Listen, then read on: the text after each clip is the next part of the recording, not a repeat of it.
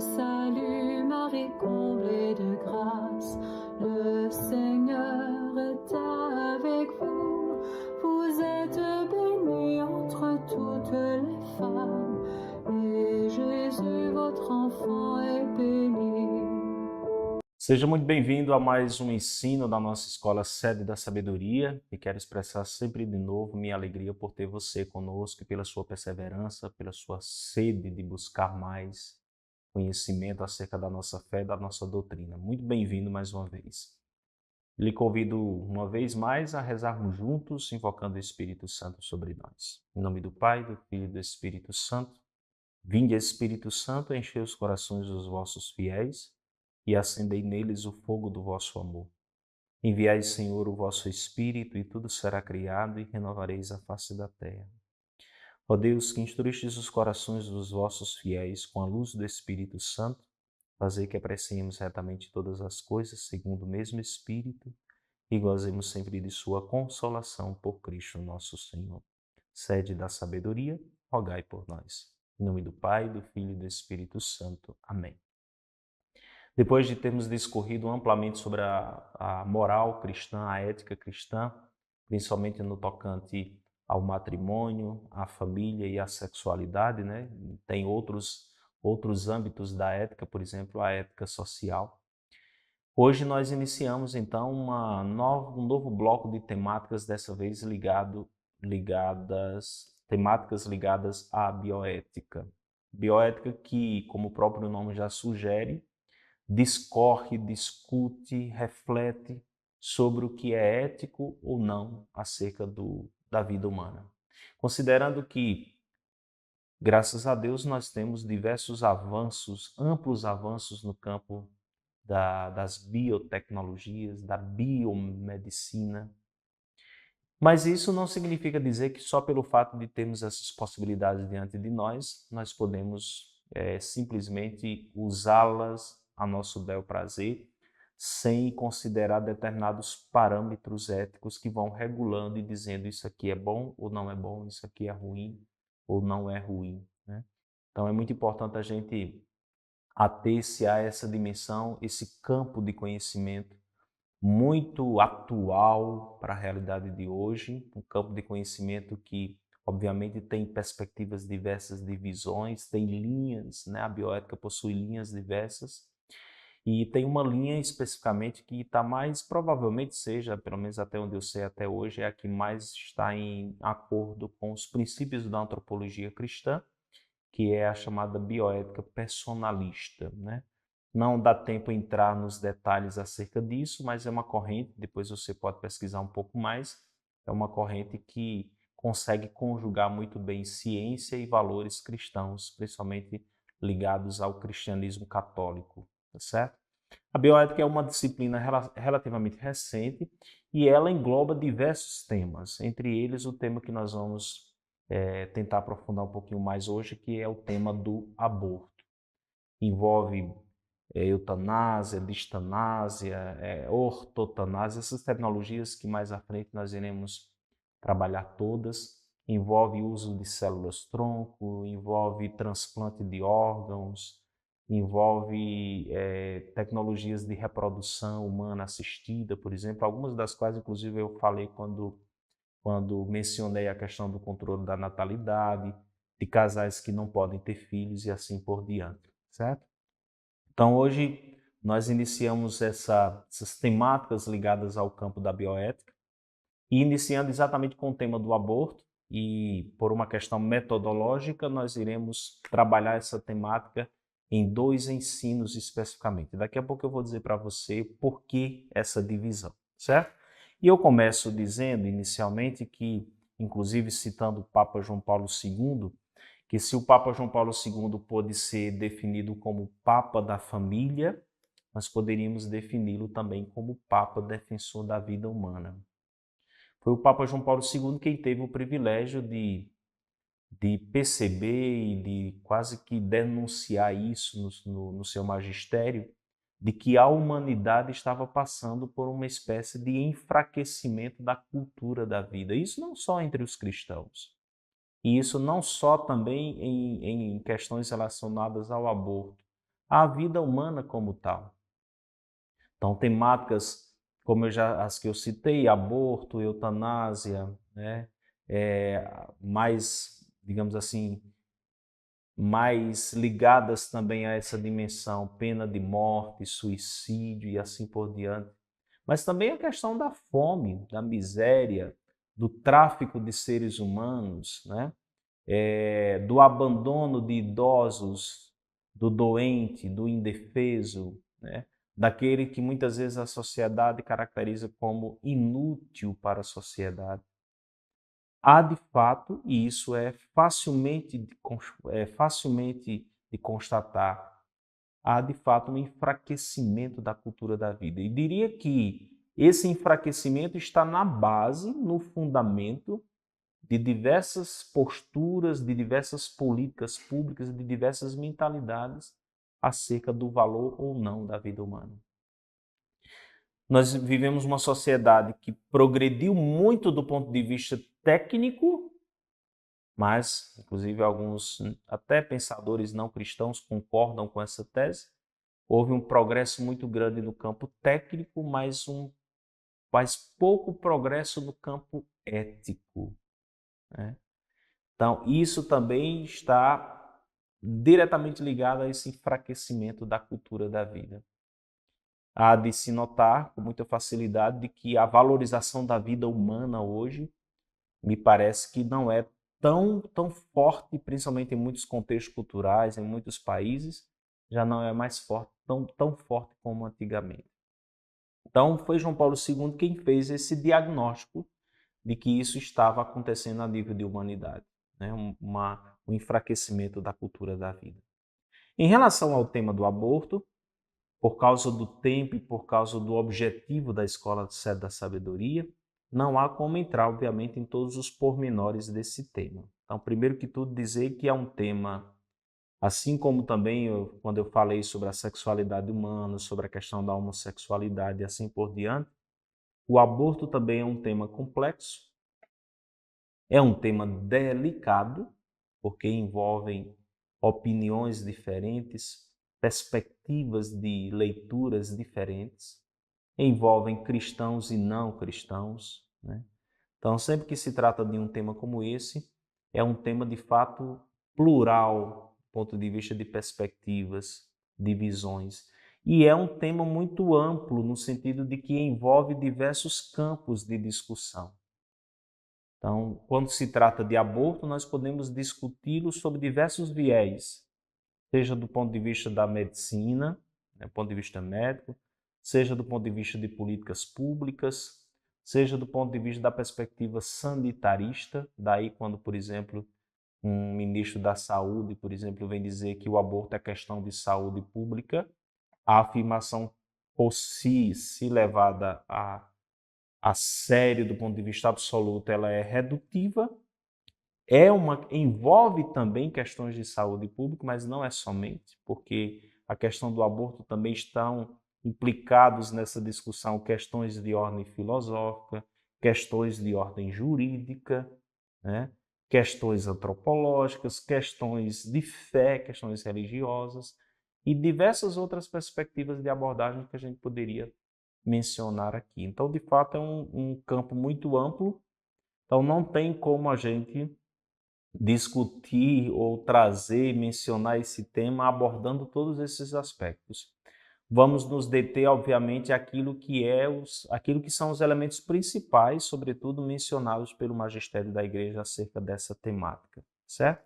E eu começo trazendo um texto do Papa João Paulo II, que inclusive eu sugiro como leitura posterior, a Evangelium Vita, o Evangelho da Vida, que é uma carta encíclica que o Papa João Paulo II publicou, deixa eu ver aqui a data, em 1995. É um texto que já faz um bom tempo, sobre o valor e a inviolabilidade da vida humana. E o Papa João Paulo II, ele colocou uma questão já um alerta, porque se por um lado ele fez uma observação acerca do enfraquecimento do valor da vida humana, da cultura da vida, no tocante ao aborto ele diz, precisamente no caso do aborto, verifica-se a difusão de uma terminologia ambígua, como interrupção da gravidez, que, segundo ele, tende a esconder a verdadeira natureza dele e a atenuar a sua gravidade na opinião pública. Talvez este fenômeno linguístico, diz o Papa, seja já em si mesmo sintoma de um mal-estar das consciências. Então, o Papa João Paulo II já chama a atenção para uma questão linguística e o que ele denomina como terminologia ambígua. E cada vez mais isso está sendo repetido nos ambientes que, inclusive acadêmicos e tudo mais, né, dos ambientes científicos, nos movimentos sociais. Cada vez mais o termo aborto está sendo substituído por interrupção da gravidez.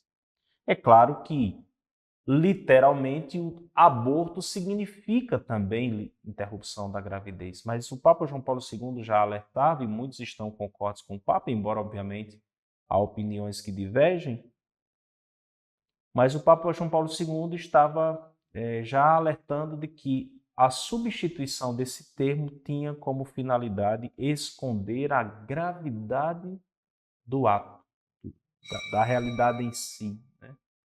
Quando se diz aborto, esse termo, querendo ou não, do ponto de vista linguístico, ele tem um peso maior. Quando se diz interrupção da gravidez, é como se, segundo eles, atenuasse a gravidade deste pecado, olhando a coisa sob perspectiva teológica, ou desse crime, né, como ele mesmo chamará a questão do aborto, e o Papa Francisco reiterou recentemente, usando também essa mesma terminologia, o aborto é um homicídio, sim, porque para a igreja é mesmo, na visão da igreja e de muitas ciências, né, coerentes, é de fato a eliminação de uma vida humana. Então não deixa de ser um homicídio.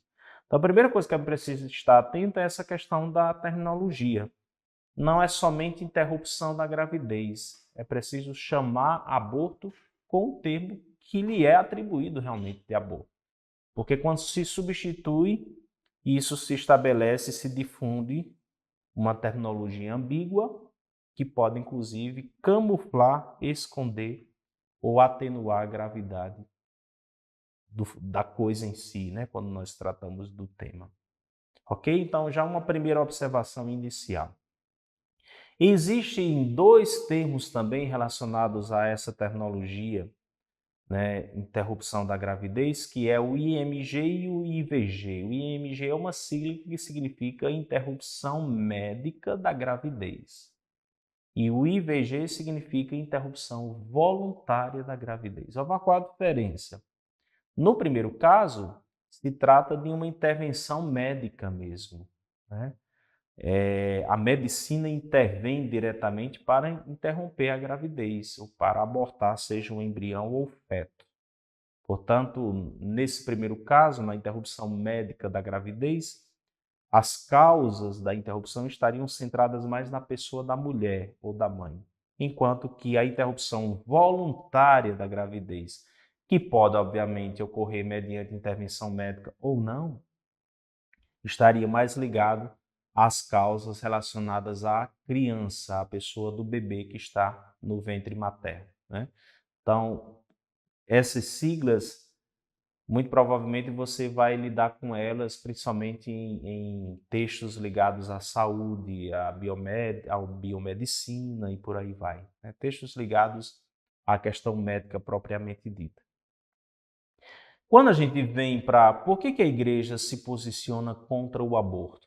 E, obviamente, diante de uma pergunta como essa, nós não podemos desconsiderar aquilo que é fundamento, é fonte para se aceitar algo ou recusar algo na história da igreja, que é a Sagrada Escritura e que é a tradição do cristianismo da igreja durante esses séculos todos. Aquilo que, por mais que tenha muitas vezes evoluído no tocante à discussão e à compreensão de uma coisa, de um fenômeno, mas aquilo que é tradição da igreja, ensinado desde os primeiros escritores cristãos, desde os padres da igreja, e que foi uma doutrina também defendida ao longo dos séculos. A primeira coisa é, quando se trata da Bíblia, da Sagrada Escritura, principalmente no Primeiro Testamento, no Antigo Testamento, como nós chamamos, existe alguma afirmação direta que diga respeito, que esteja claramente mencionando a questão da proibição do aborto?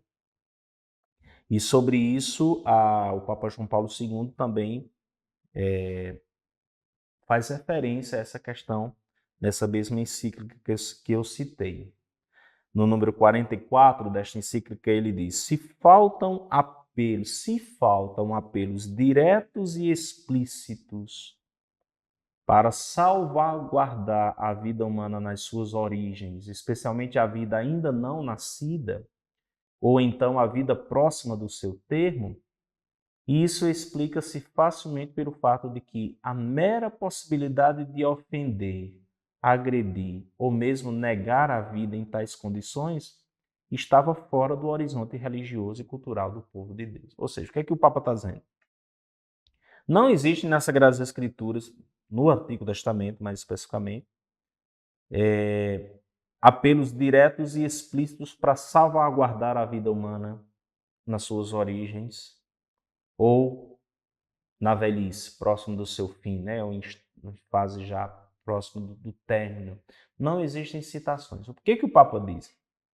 Essa ausência de citações explícitas, diretas, relacionadas a isso, justifica-se e nos dá já a perceber que é porque jamais se passava na mentalidade do povo de Deus do Antigo Testamento ofender a vida nessas fases, ou não nascida ou próxima do fim.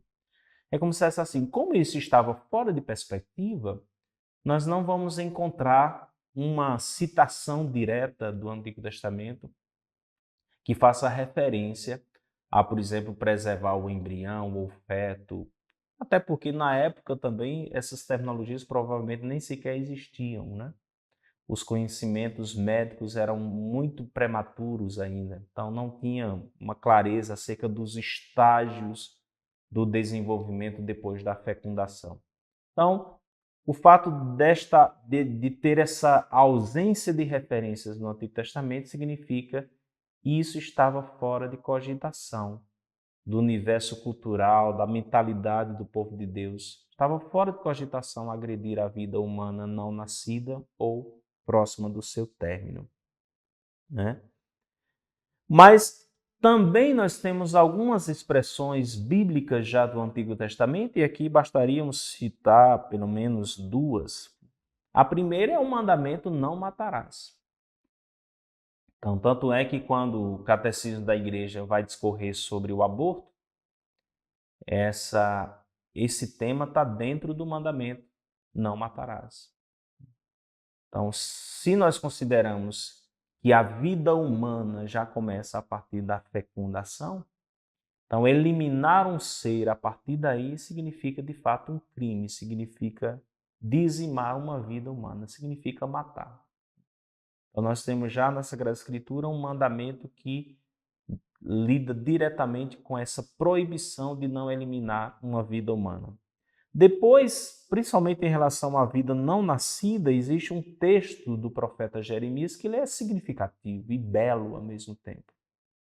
Diante desse texto, nós deveríamos parar, refletir, rezar e de fato perceber quão grande é a vida de um novo ser que vem ao mundo.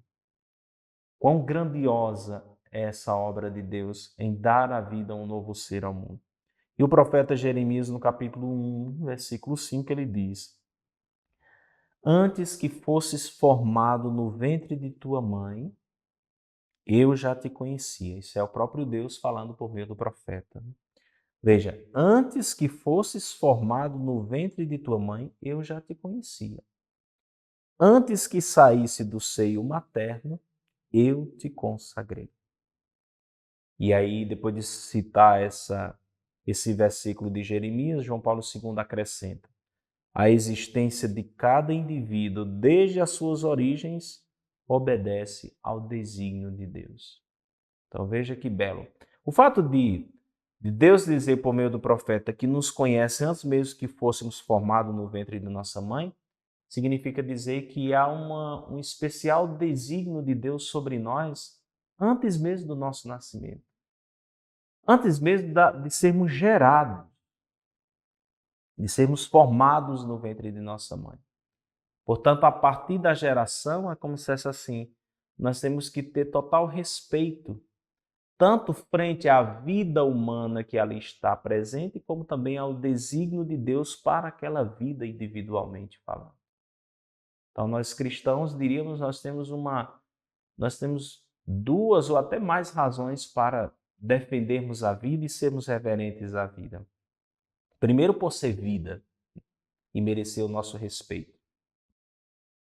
Segundo, porque naquela vida há um desígnio particular de Deus sobre aquela pessoa, sobre aquele novo indivíduo, sobre aquele novo ser humano que vem ao mundo. Então, nós temos que ter esse respeito tanto nessa perspectiva primeira como também nessa perspectiva segunda, né? No que diz respeito à tradição da igreja acerca da defesa da vida humana e desse parecer contrário ao aborto, o Catecismo número 2271 diz: desde o século I, a Igreja afirmou a maldade moral de todo aborto provocado.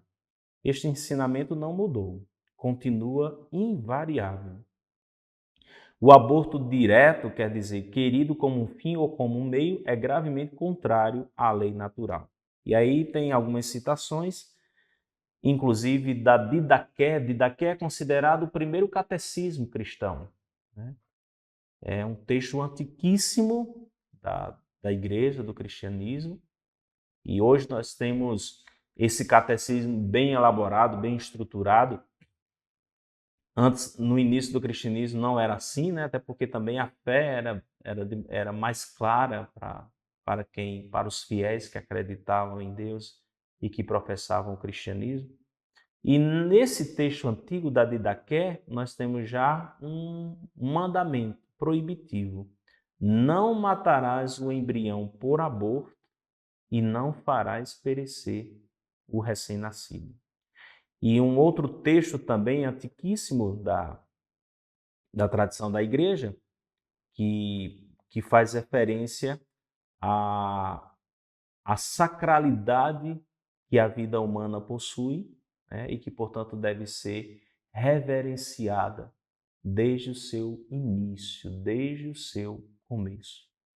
Então, a gente vai para o Antigo Testamento, a gente encontra algumas referências que já situam o respeito que nós devemos ter pela vida humana ainda não nascida. Temos também na tradição da igreja referências relacionadas a isso. Aqui nós temos, eu citei a Didaqué, mas tem outros textos dos padres da igreja, por exemplo, Pseudo Barnabé, Epístola a Diogneto, o próprio Tertuliano, que é um padre também da igreja, né? E outros textos. Essas referências estão na nota de rodapé do Catecismo da Igreja Católica, número 2271. Então, nós temos já um histórico na Sagrada Escritura e na tradição da Igreja que nos diz que a vida humana deve ser respeitada de maneira absoluta, por ser vida humana. Então, veja, dentro desse contexto, nós entendemos que a vida humana ela é sagrada. Existem dois termos recorrentes no magistério da Igreja. A vida humana ela é sagrada e inviolável.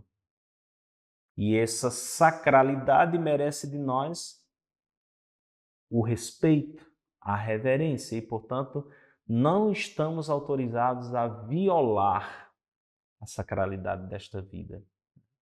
Então, essa sacralidade e essa inviolabilidade, né, está dito inclusive aí no número 2258 do Catecismo.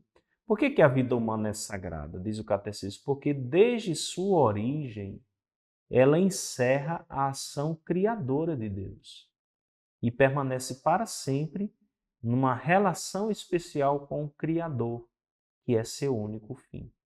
Só Deus é o dono da vida, do começo ao fim. E ninguém, em nenhuma circunstância, está claro para a igreja, ninguém, em nenhuma circunstância, pode reivindicar para si o direito de destruir, portanto, de violar diretamente um ser humano inocente.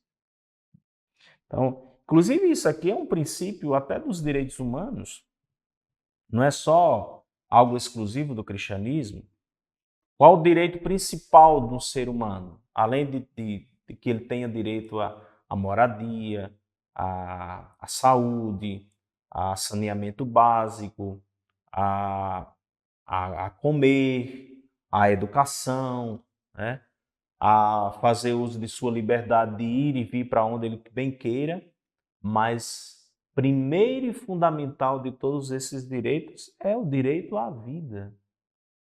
Não adianta falar de políticas públicas para um ser humano que não tem oportunidade de nascer. Não tem sentido isso. Não há sentido falar em melhoria da saúde para um ser humano que já é violado antes mesmo de vir a nascer, já na sua vida intrauterina ou embrionária, né? Não tem sentido a sua vida fetal ou embrionária. Então, a vida é o primeiro e essencial direito de toda pessoa. E isso não é uma defesa exclusiva do cristianismo, isso exclusivo está por exemplo, em cartas ligadas a políticas públicas, inclusive da ONU e tudo mais, de que o primeiro e fundamental direito de uma pessoa é o direito de viver. Então isso vale também para o nascituro. Mas no tocante à abordagem do aborto, nós temos que levar em consideração duas coisas. Por isso que eu disse no início, nós vamos separar em dois momentos essa temática.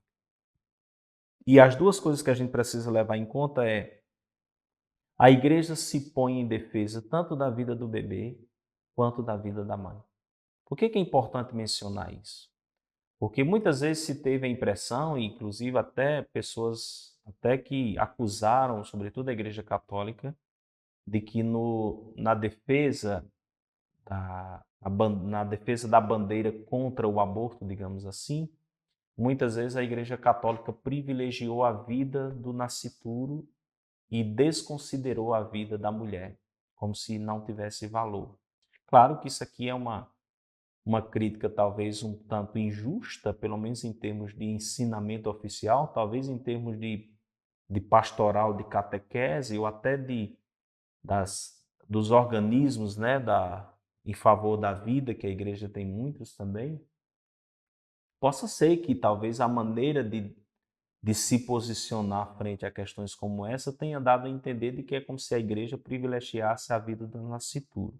Mas é importante que se diga que tanto a vida da mãe quanto a vida da criança são importantes, porque ambas são vida.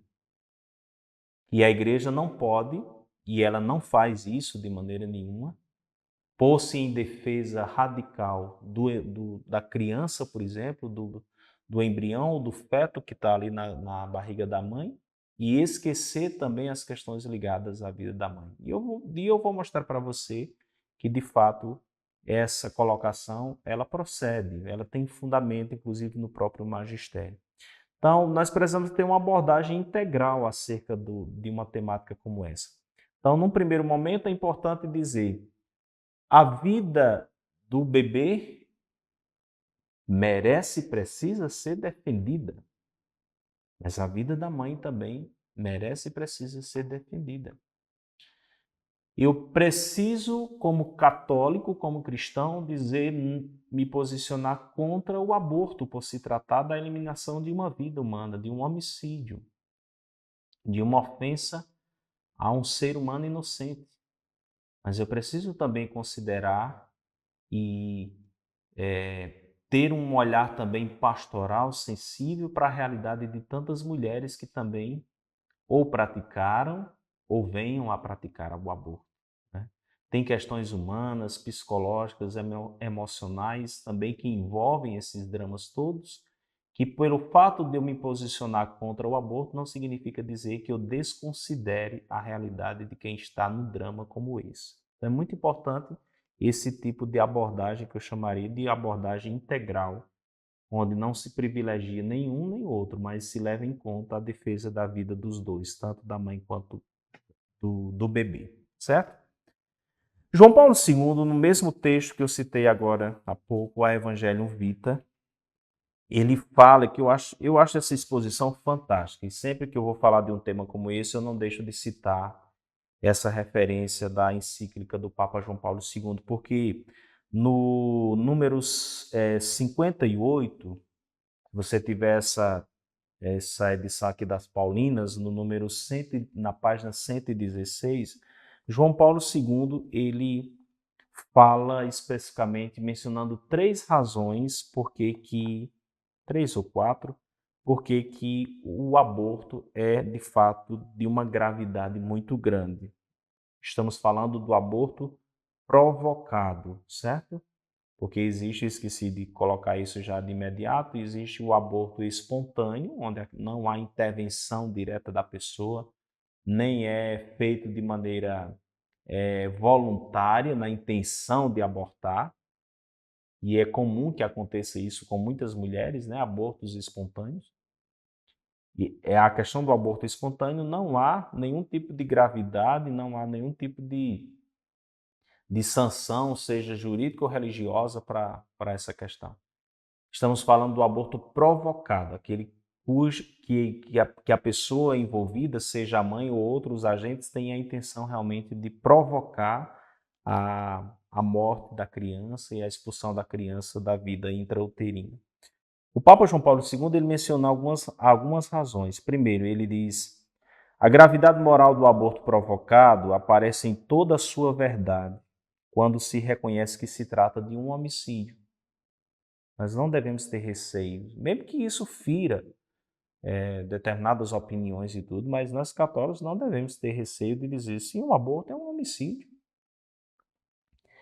E, continua o Papa, particularmente quando se consideram, vejam só, as circunstâncias específicas que o qualificam. E aí ele cita quais são essas circunstâncias. Primeiro, ele diz: a pessoa eliminada, no caso de um aborto provocado, a pessoa eliminada é um ser humano que começa a desabrochar para a vida. Isto é, o que de mais inocente em absoluto se possa imaginar. Nunca poderia ser considerado um agressor, menos ainda um injusto agressor. Ora, se já é dramático a questão de um homicídio envolvendo uma pessoa adulta, e principalmente quando há possibilidade de que o adulto se defenda, reaja àquele crime, né? Se já é dramático isso, imagine você imaginar num ser humano inocente. Nunca poderia ser considerado um agressor, menos ainda um injusto agressor. Então, por que a questão do aborto possui uma gravidade muito grande? Porque, primeiro que tudo, é um ser humano inocente. É um ser humano inocente, que jamais poderia ser considerado agressor de alguém ou de algo.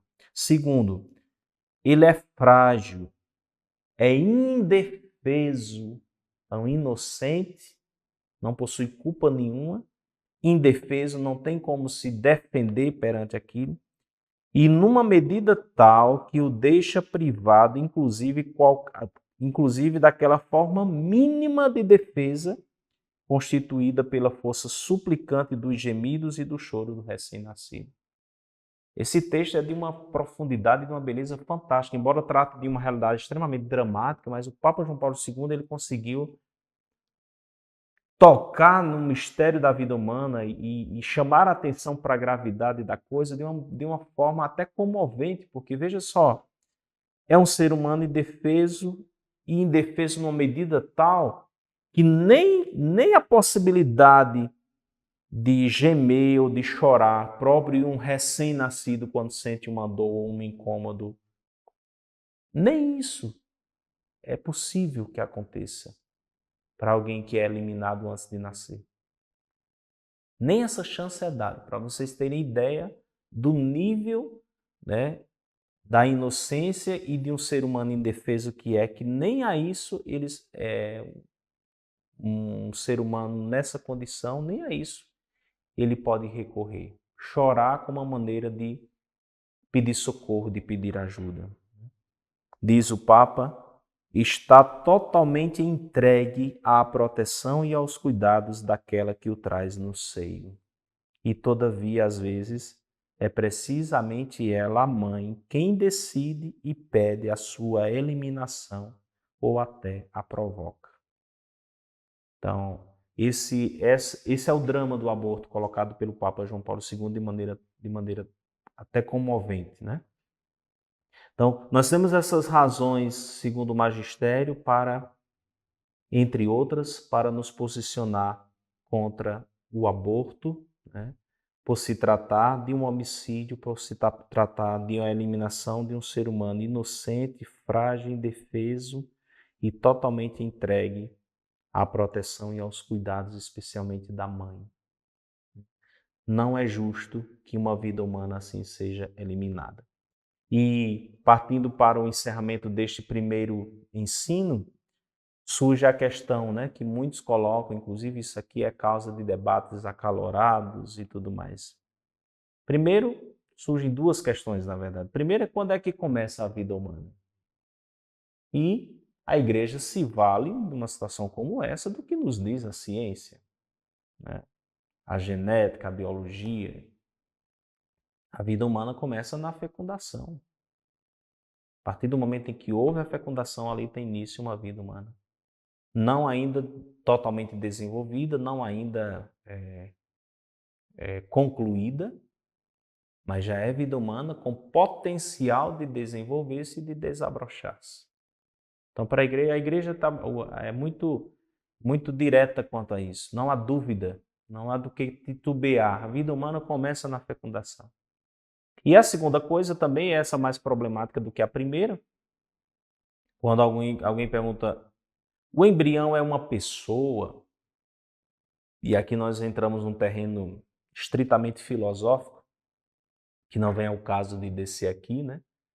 E aí vem o que caracteriza uma pessoa, etc. Mas dentro dessa pergunta também está contida aquela questão de em que momento Deus infunde uma alma espiritual naquele ser vivo.